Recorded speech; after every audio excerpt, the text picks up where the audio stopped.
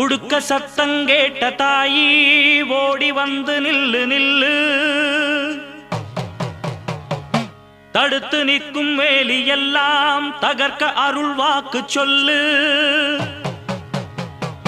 வானந்தொட்டு பூமி எங்கும் வாழும் சக்தி மாரியம்மா, மானம் மரியாதைகளை காத்து நிற்க வாடியம்மா.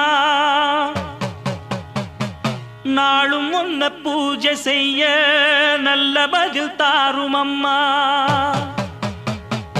நினைச்ச போது அணைக்க வேணும், தவிச்ச தாகம் தணிக்க வேணும்.